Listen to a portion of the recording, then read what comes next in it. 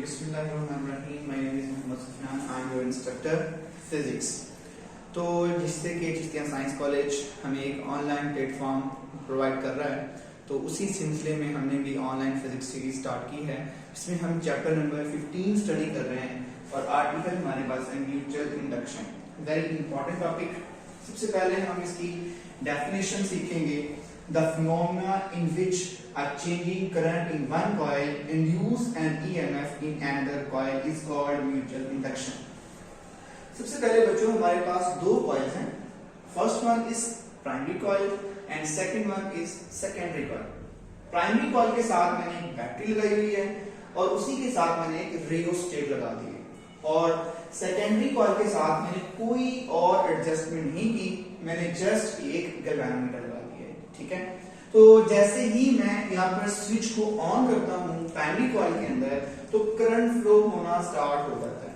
तो करंट क्योंकि uniformly move कर रहा है, वो यूनिफॉर्म मैग्नेटिक फील्ड लाइन पास करेगा, और वो यूनिफॉर्म मैग्नेटिक फील्ड लाइन जब सेकेंडरी कॉइल में से गुजरेगी तो किसी किस्म का ईएमएफ इंड्यूस नहीं होगा। क्यों? क्योंकि हमें चेंज चाहिए। ये चेंज हमने फैराडेज लॉ में पढ़ी थी। तो ये रियोस्टेट का मकसद क्या है? करंट को चेंज करना। जब हम करंट को यहाँ पर चेंज करेंगे, करंट चेंज होने पर मैग्नेटिक फील्ड लाइन चेंज होगी। जब वो मैग्नेटिक फील्ड लाइन चेंज होकर सेकेंडरी कॉइल में से गुजरेगी तो इसके अंदर फ्लक्स चेंज होगा। तो फ्लक्स के चेंज होने से ईएमएफ क्या होता है? इंड्यूस होता है। ये बात हमने फैराडेज लॉ में पढ़ी हुई है।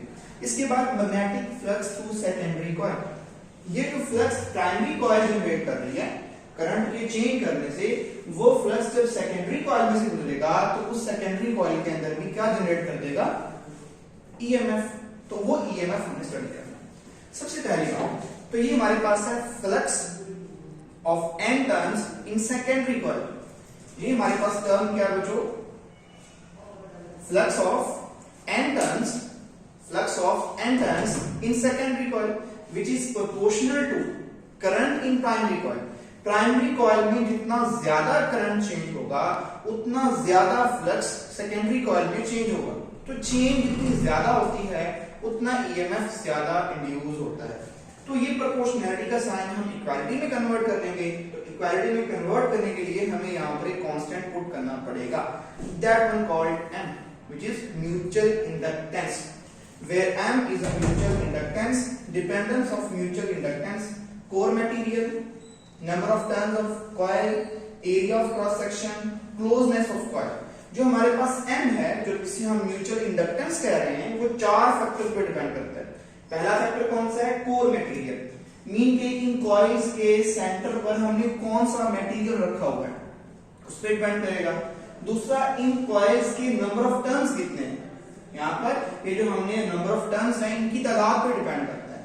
तीसरा फैक्टर, इन कॉइल्स का एरिया कितना है, cross section area. Fourth one, closeness of coil. ये दोनों कॉइल्स कितनी क्लोज हैं, इनके दरमियान गैप कितना है उस पर डिपेंड करता है। ये शॉर्ट क्वेश्चन में अलग से पूछा जा सकता है कि m कितने फैक्टर पे डिपेंड कर रहा है। पहला फैक्टर क्या है? Core material. Second one, number of turns of coil. Third one, area of cross section. And fourth one, closeness of coil. तो यहां तक तो हमारे पास म्यूचुअल इंडक्टेंस की डिपेंडेंस होगी। इसके बाद, due to change in magnetic flux through secondary coil, EMF induced in it. जैसे जैसे सेकेंडरी कॉइल में फ्लक्स चेंज होगा, फ्लक्स के चेंज होने पर इसके अंदर ईएमएफ इंड्यूस होगा, और वो ईएमएफ इंड्यूस हम फैराडेज लॉ से बना लेंगे। जैसे कि यहाँ पर इंड्यूस्ड ईएमएफ है, अगर वो सेकेंडरी कॉइल का है तो यहाँ पर हम लगा देंगे s। सेकेंडरी कॉइल की बात कर रहे हैं तो n के साथ लगाएंगे s, number of turns of secondary coil. तो फ्लक्स किसमें चेंज हो रहा है? सेकेंडरी कॉइल में, तो phi के साथ क्या लग जाएगा? phi s। So induced EMF in secondary coil is equal to minus sign number of turns of secondary coil, flux of secondary coil over delta t। अच्छा, अब मैंने ना इस ns को और phi s को इकट्ठा कर दिया है, डेल्टा को बाहर लिख दिया है। डेल्टा जो है ये कभी कांस्टेंट के ऊपर कोई इफेक्ट नहीं रखता। मतलब कि फैक्टर जो कांस्टेंट फैक्टर है इसे डेल्टा से बाहर लिख दें या डेल्टा के अंदर लिख दें, इस पर डेल्टा का कोई इफेक्ट नहीं होगा। तो मैंने इसीलिए ns को phi s के साथ लिख दिया। अब देखिए आप फ्रॉम इक्वेशन नंबर 2 हमारे पास क्या थी? ns phi s is equal to MIP।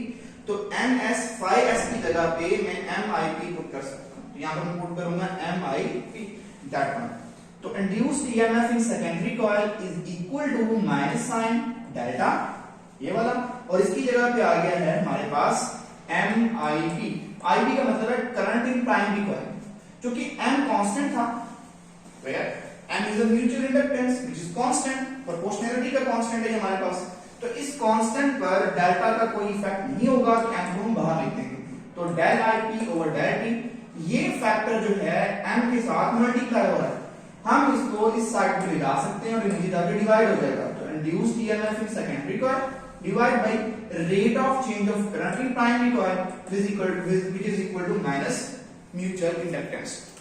तो माइनस को भी इधर ले आएंगे, तो M हमारे पास आ जाएगा minus induced EMF in secondary coil to the rate of change of current in primary coil.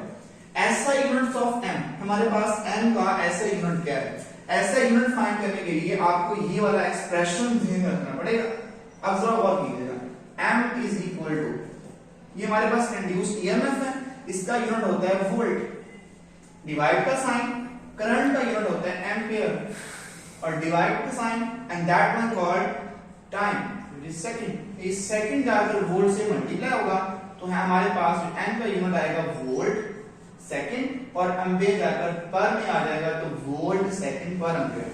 सो इसलिए लिखा हुआ मैंने ऐसा units of M is volt second per ampere, और इस वोल्ट सेकंड पर एम्पियर को हम 8 से रिप्रेजेंट कर सकते हैं, क्योंकि हेनरी साइंटिस्ट था जिसने ये कॉन्सेप्ट डेवलप किया था, इसीलिए उसके नाम से हमने हेनरी यूनिट रख दिया, किसका? म्यूचुअल इंडक्टेंस का।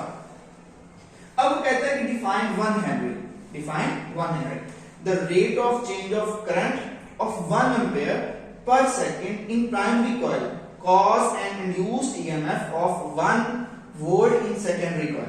इसका मतलब क्या है? वो कहता है कि प्राइमरी कॉइल में करंट अगर 1 एम्पियर 1 सेकंड के साथ चेंज हो, तो सेकेंडरी कॉइल में जो वोल्टेज पैदा होगा वो 1 वोल्ट होगा। तब इन पेयर ऑफ कॉइल्स की जो म्यूचुअल इंडक्टेंस है शुड बी 1 हेनरी। अगर 1 एम्पियर करंट 1 सेकंड में प्राइमरी कॉइल में चेंज हो, तो वो 1 वोल्ट ईएमएफ इंड्यूस करेगा सेकेंडरी कॉइल में, तब इन कॉइल्स की जो म्यूचुअल इंडक्टेंस है वो 1 हेनरी होगी।